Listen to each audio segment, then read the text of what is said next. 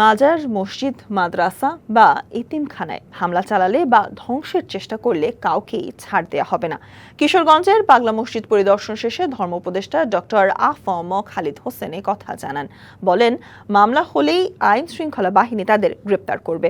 দুপুরে কিশোরগঞ্জের পাগলা মসজিদ পরিদর্শন শেষে সাংবাদিকদের প্রশ্নের জবাবে ধর্ম উপদেষ্টা আরো বলেন, সম্প্রতি দেশের বিভিন্ন স্থানে কিছু মাজারে হামলার ঘটনা ঘটছে, যা নিয়ে আইন শৃঙ্খলা রক্ষাকারী বাহিনীর কাছে বিস্তারিত প্রতিবেদন রয়েছে।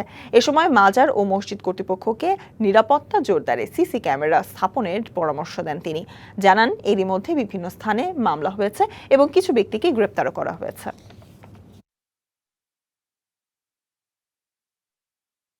মাদ্রাসা, এতিমখানা, মাজার এগুলো আমরা পাহারা দেব এবং কেউ যদি এখানে হামলা চালায় অথবা ধ্বংস করার পায়তারা করে তাকে আমরা আইনের আওতায় আনবো।